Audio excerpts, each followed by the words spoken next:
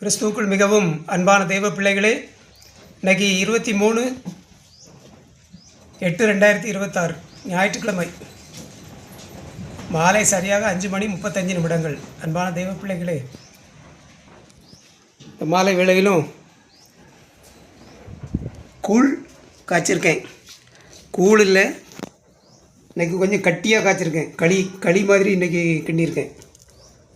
அன்பானவர்களே, கோதுமை மாவு தான், லைட்டாக உப்பு, அப்புறம் தேவையான அளவு சீனி. சரிங்களா? சீனி இல்லாமல் நான் குடிக்க மாட்டேன், அதனால் சீனி போட்டு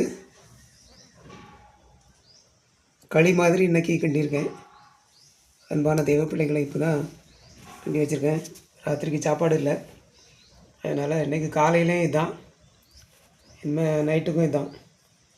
மத்தியானம் கொஞ்சம் பழைய கஞ்சி கிடந்து அதை வச்சு அட்ஜஸ்ட் பண்ணிட்டேன். அன்பான தெய்வ பிள்ளைகளே, சரிங்களா?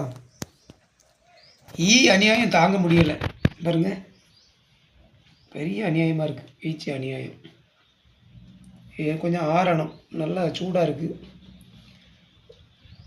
ஒரு 1/2 மணி நேரம் ஆற வச்சுட்டு அதுக்கப்புறம் தான் சாப்பிடுவேன். அன்பானவர்களே,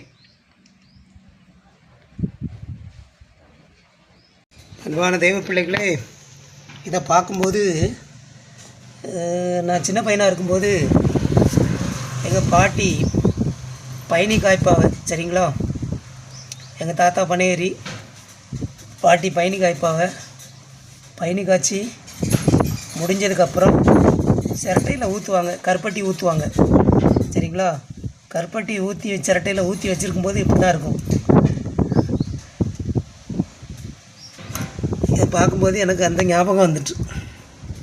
அன்பானவர்களே, இப்படி தான் ஊற்றுவாங்க கருப்பட்டி சிரட்டையில். பார்க்கும்போது எனக்கு அந்த ஞாபகம் வருது. அன்பான தெய்வ பிள்ளைகளே.